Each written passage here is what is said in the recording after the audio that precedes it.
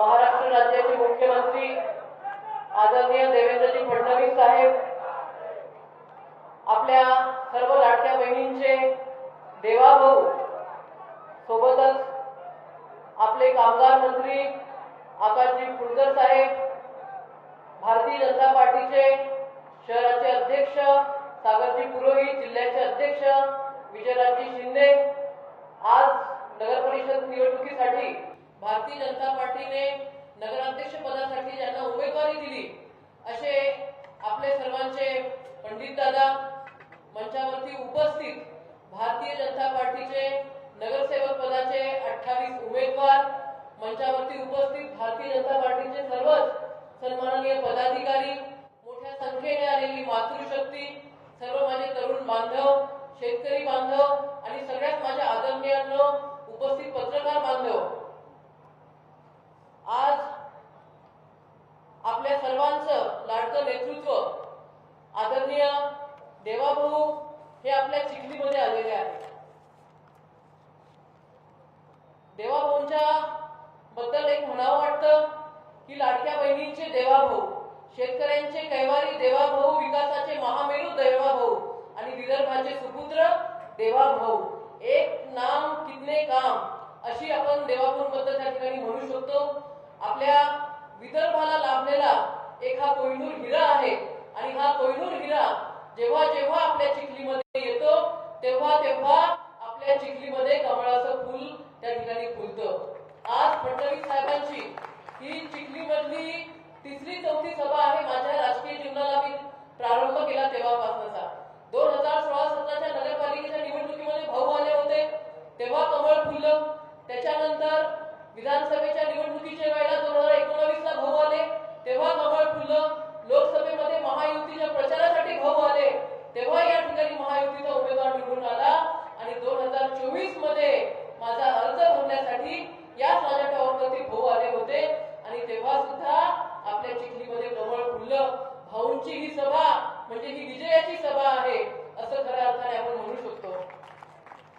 आज देवाभाऊंनी जो विकास निधी आपल्याला चिखली शहरासाठी दिला त्या विकास निधीचं आपण परिवर्तन हे चिखलीकरांच्या समोर त्या ठिकाणी आहे. विकास हा फक्त कागदावरती नाही आहे तर संपूर्ण चिखली शहरामध्ये डोळ्याने पाहता येईल अशा पद्धतीचे विकासाचे कामं आपण केलेले आहे.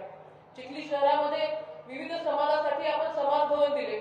मराठा समाज असेल, राजपूत समाज असेल, तेली समाज असेल, धनगर समाज असेल, तेली समाज असेल, ब्राह्मण समाज असेल, जाई ब्राह्मण समाज असेल, सुतार समाज असेल, माळी समाज असेल, जेवढे जेवढे समाज बांधव आपल्याकडे आले त्या प्रत्येकाला समाज भवन देण्याचं काम हे भारतीय जनता पार्टीच्या सरकारने या ठिकाणी केलं.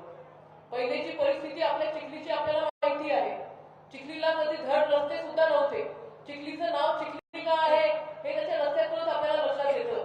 परंतु देवाभाऊंनी आपल्याला आशीर्वाद दिला, भरघोसपणे त्या ठिकाणी निधी दिला आणि त्यांच्या या निधी देण्यामुळे आज चिखलीचा चेहरा मोहरा त्या ठिकाणी खऱ्या अर्थाने बदलून गेला. आपल्याला आठवत असेल 2016-17च्या नगरपालिकेच्या निवडणुकीच्या प्रचाराला जेव्हा भाऊ आले होते तेव्हा भाऊंनी आपल्याला आव्हान केलं होतं की चिखलीकरांना तुम्ही भारतीय जनता पार्टीचा नगराध्यक्ष या ठिकाणी बसवा, तुम्हाला कुठलीही निधी मी कमी पडू देणार नाही, तुमची पाण्याची समस्या मी त्या ठिकाणी सोडवेल. देवाभाऊंनी दिलेला शब्द पूर्ण केला. भाऊंनी आपल्या चिखलीची तहान भागवण्यासाठी 128 कोटी रुपयाची नळ योजना ही सँक्शन केलेली आहे. आज चिखलीच्या प्रत्येक गल्लीमध्ये त्या ठिकाणी पाईपलाईनचं काम चालू आहे. येणाऱ्या 3-4 महिन्यामध्ये हे आपलं पाईपलाईनचं काम पूर्ण होऊन गेल्या 30-40 वर्षापासूनची जी आपली प्रतीक्षा आहे ती प्रतीक्षा त्या ठिकाणी संपणार आहे. बंधू आणि भगिनींनो, विकास कामं म्हटल्यानंतर थोडीशी अडचण होत असते. पाईपलाईन त्या ठिकाणी टाकताना थोडेसे रस्ते आपल्याला खोदावे लागतात. परंतु चिंता करू नका, तुमची पाईपलाईन झाल्यानंतर जेव्हा या नळ योजनेचं आपण टेस्टिंग करणार आहोत, टेस्टिंग झाल्यानंतर याचे रस्ते सुद्धा करण्याची जबाबदारी ही आपण घेतलेली आहे. त्याच्यामुळे कुठल्याही भूलथापांवरती विश्वास ठेवू नका. काँग्रेसचं कामच आहे की गेल्या 60-70 वर्षामध्ये त्यांची सत्ता असताना चिखलीकरांना ते काही देऊ शकले नाही. त्याच्यामुळे आज भारतीय जनता पार्टी करत असताना त्यांच्या पोटामध्ये दुःख आणि वेगवेगळ्या प्रकारच्या अफवा त्या ठिकाणी सोडतात. काही विधानसभेच्या वेळेला त्यांनी सांगितलं होतं की बाबा ही नळ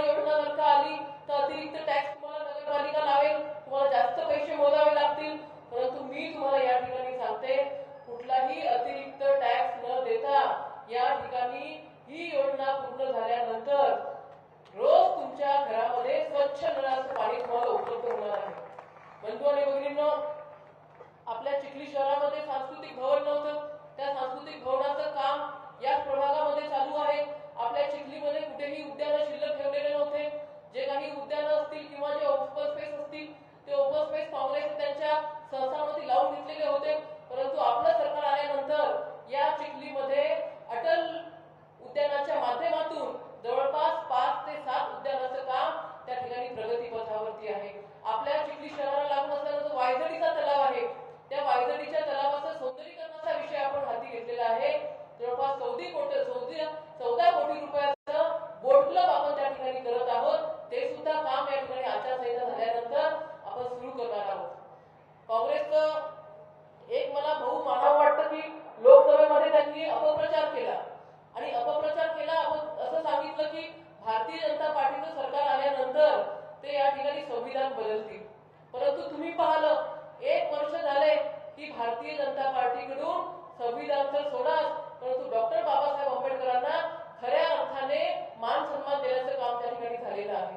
चिखलीमध्ये सुद्धा काँग्रेस सतत आरोप करते भारतीय जनता पार्टीवरती की भारतीय जनता पार्टी ही भ्रष्टाचार करते. मी भाऊ या ठिकाणी स्वतः सीओला कलेक्टरला त्या ठिकाणी पत्र दिलेलं आहे की कुठं काही भ्रष्टाचार होत असेल त्याचे पुरावे त्या ठिकाणी काँग्रेसकडून आपण मागावे आणि त्याची चौकशी करावी. याच्या आधीचा जो आपला याच्या आधीचा जो आपला नगराध्यक्ष होता, जो भारतीय जनता पार्टीमध्ये होता, तो नगराध्यक्ष आपल्याकडे असताना भारतीय जनता पार्टीच्या प्रत्येक कार्यकर्त्याने त्याचं काम केलं. मनामध्ये कसलाही किंतु परंतु न ठेवता काँग्रेसमधून आल्यानंतर लगेचच सगळं काही विसरून त्याच्या कामाला लागली. आपण आलात, त्यांना नगराध्यक्ष केलं. परंतु नगराध्यक्ष झाल्यानंतर त्या ठिकाणी त्या खुर्चीवरती बसल्यानंतर मात्र त्यांची जी नीती आहे ती खराब झाली आणि भ्रष्टाचार त्यांनी त्या ठिकाणी सुरू केला. तो भ्रष्टाचार आपण कदापि सहन न करता पदावरती बसलेला नगराध्यक्षाची हकालपट्टी ही भारतीय जनता पार्टीने त्या ठिकाणी केली. भ्रष्टाचार कोणी केला तर आज ज्याला तुम्ही काँग्रेसने उमेदवारी दिलेली आहे त्या व्यक्तीने त्या ठिकाणी भ्रष्टाचार केला आणि ज्याची आम्ही भ्रष्टाचार केल्यामुळे हकालपट्टी केली त्यालाच आज काँग्रेसने त्या ठिकाणी उमेदवारी दिली. भाऊ, आमच्या चिखलीमध्ये घराणीशाही आहे काँग्रेसची. गेल्या 30-40 वर्षापासून विधानसभा आली की तिकीट जाते बोंद्रेला, जनतेतून नगरपालिका आली की तिकीट जाते बोंद्रेला. बहुजनाचा विसर हा काँग्रेसला पडलेला आहे. ज्या मुस्लिम मताच्या भरोशावरती, ज्या आपल्या दलित समाजाच्या भरोशावरती या ठिकाणी काँग्रेस विजयी आतापर्यंत होत होती, त्याचा विसर त्यांना नेहमी या ठिकाणी पडत आलेला आहे. आज पंडितदादा देशमुखच्या रूपाने एक तुमच्या आमच्यातला सर्वसामान्य चेहरा हा भारतीय जनता पार्टीने दिलेला आहे. भावांनो, आज बॉम्बे मार्केटच्या बाबतीमध्ये सुद्धा अपप्रचार करण्यात येतो की भारतीय जनता पार्टीचा नगराध्यक्ष जर का झाला तर या ठिकाणी बॉम्बे मार्केट आपलं हलवलं जाईल. आज आपल्या या मंचावरती महाराष्ट्राचे मुख्यमंत्री आदरणीय देवाभाऊ बसलेले आहेत. मी देवाभाऊंच्या समोर तुम्हाला शब्द देते की बॉम्बे मार्केटला आम्ही हात लावणार नाही. बॉम्बे मार्केटचा व्यापारी जे म्हणेल तेच त्या ठिकाणी आम्ही करणार आहोत. माझी आपल्या सर्वांना विनंती आहे, कृपया कुठल्याही भूलथापांना बळी पडू नका. आपण थोडंसं वर्षभर मागे जा. विधानसभेच्या निवडणुकीच्या आधी काँग्रेसने काय कंगवा केला होता की श्वेताताईंनी शेतरस्ते तर केले, परंतु या शेतरस्त्यामध्ये प्रचंड भ्रष्टाचार झाला. 1 वर्ष झालेलं आहे. कलेक्टरने त्या ठिकाणी कमिटी लावली, कुठेही भ्रष्टाचाराचे आरोप सिद्ध झाले नाही. विधानसभेच्या आधी पुन्हा काँग्रेसने अफवा केली होती की श्वेताताई आमदार जर का झाल्यात तर घरांवरती आरक्षण टाकतील, डीपी प्लॅन त्या ठिकाणी चेंज करतील, जिथे नाही तिथे रस्ते टाकतील. 1 वर्ष होऊन गेलेलं आहे. देवाभाऊ भक्कम माझ्या पाठीशी आहे. हे काही आम्हाला करायचं असतं तर आतापर्यंत केलं असतं. माझी विनंती आहे आपल्याला, काँग्रेसच्या अपप्रचाराला कुठेही बळी पडू नका. विकासाचे कामं घेऊन आपण त्या ठिकाणी आलेलो आहोत. भारतीय जनता पार्टी म्हणजे विकास आहे आणि विकास म्हणजे भारतीय जनता पार्टी आहे.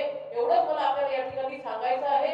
आज आपल्या समोर पंडितदादा देशमुख यांच्या सोबतच चिखली नगरपालिकेमध्ये नगरसेवक पदासाठी 28 उमेदवार आपण या ठिकाणी दिलेले आहे. त्यांना सुद्धा भरघोस मतं देऊन आपल्याला विजयी करायचं आहे. भाऊ, माझी आपल्याला मागणी आहे. माझी आपल्याकडे एक मागणी आहे.